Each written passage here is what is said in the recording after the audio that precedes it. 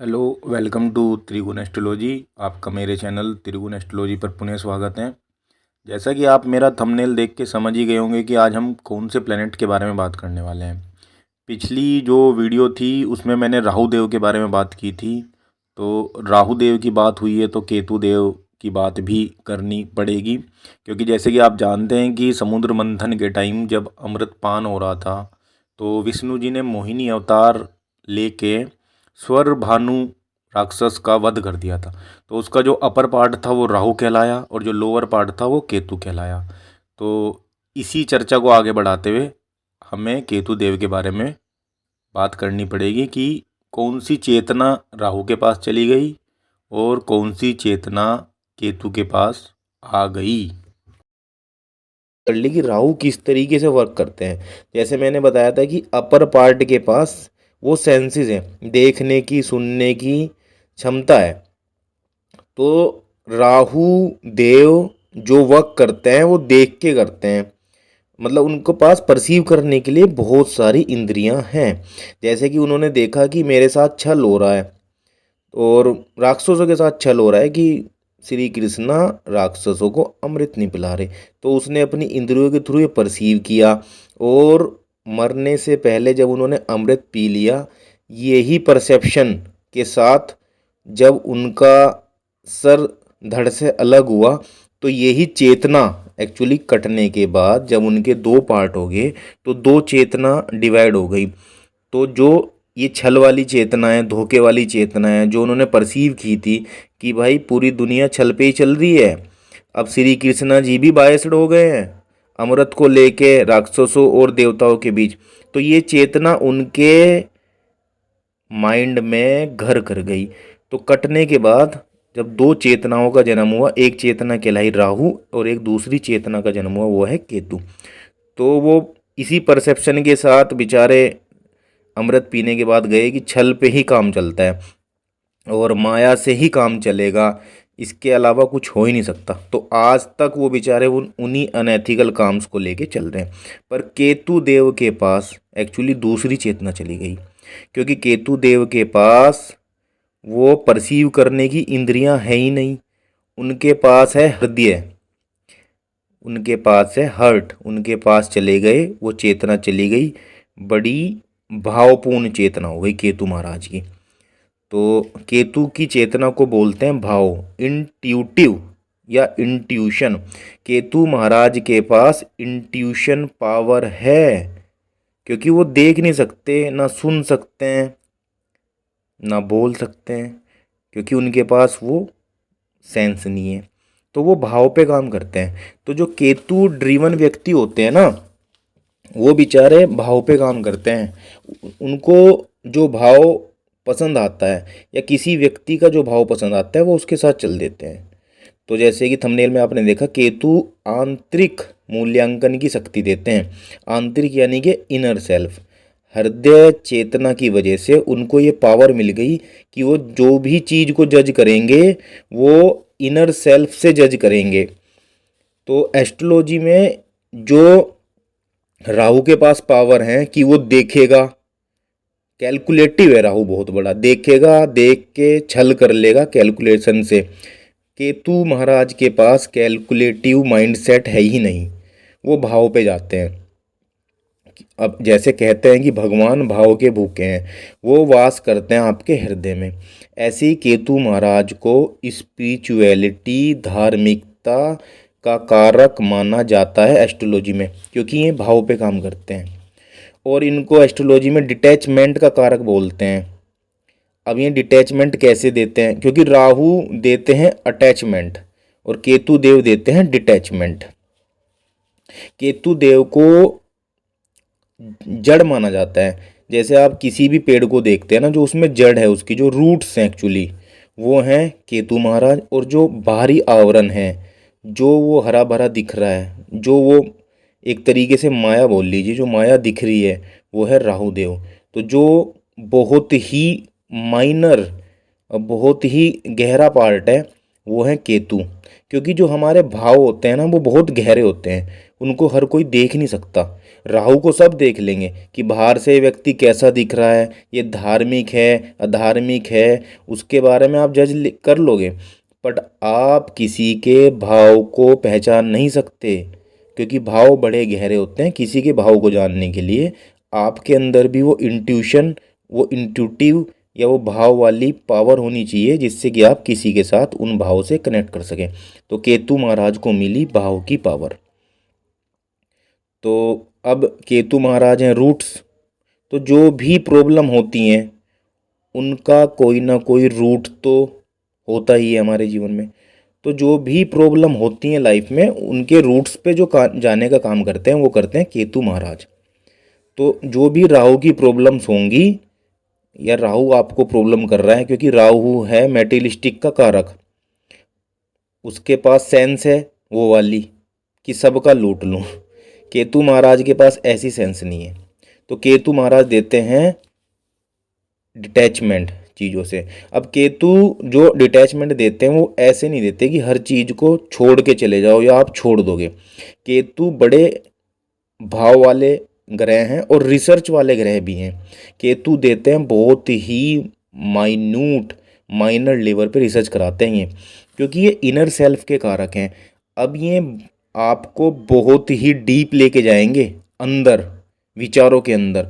जैसे राहु तो अटैचमेंट देते हैं, राहु बनाते हैं परत, क्योंकि मायावी ग्रह परत दर परत दर परत दर बना देते हैं।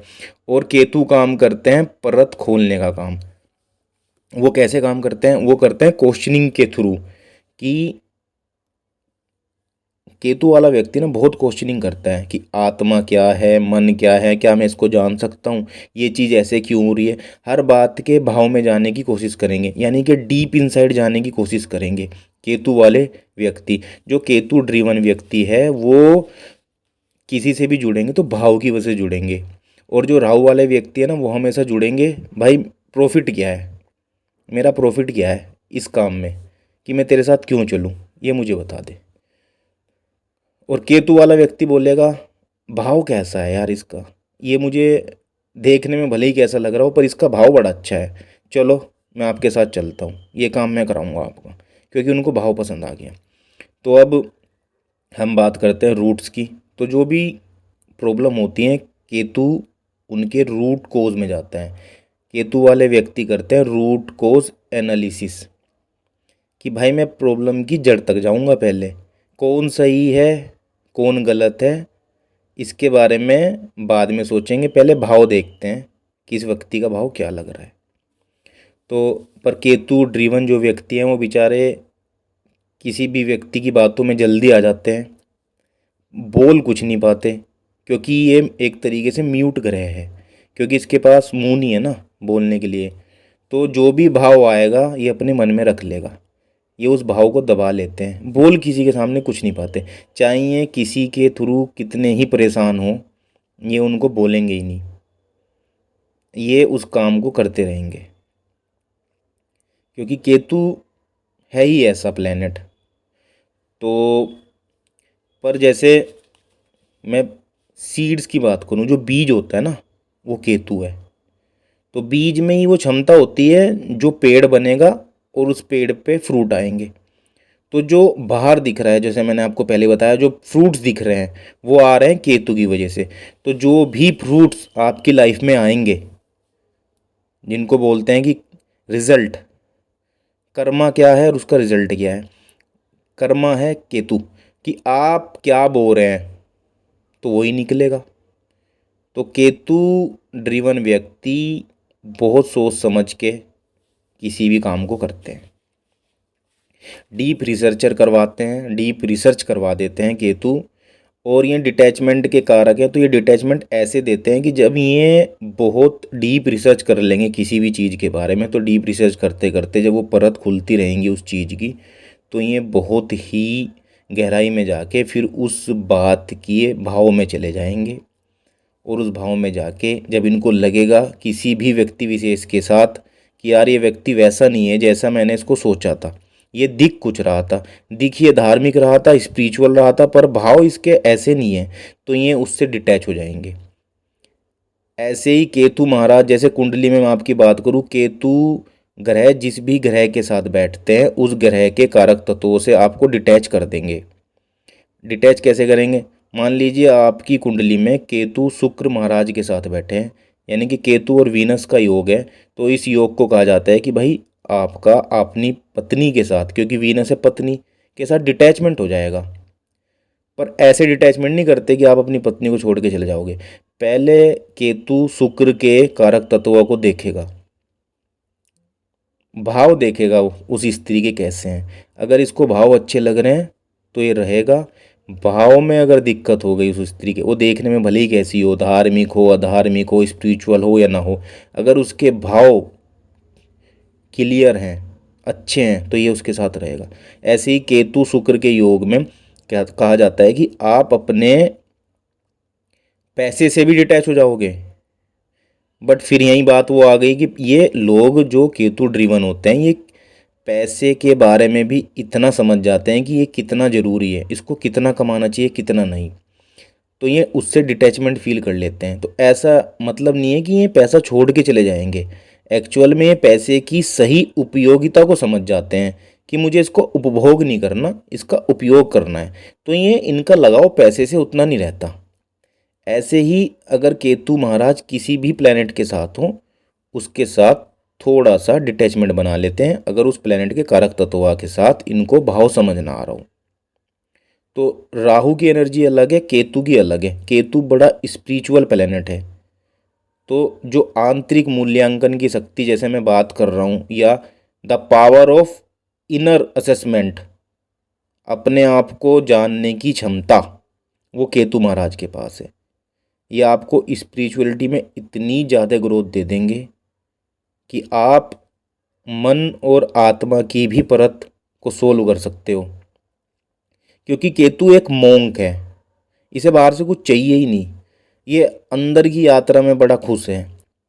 केतु वाले लोग आपको बड़े सोलिट्यूड आइसोलेटेड होते हुए नजर आएंगे, क्योंकि ये समझ जाते हैं दुनिया के भाव को, तो ये छोड़ देते हैं उसको फिर।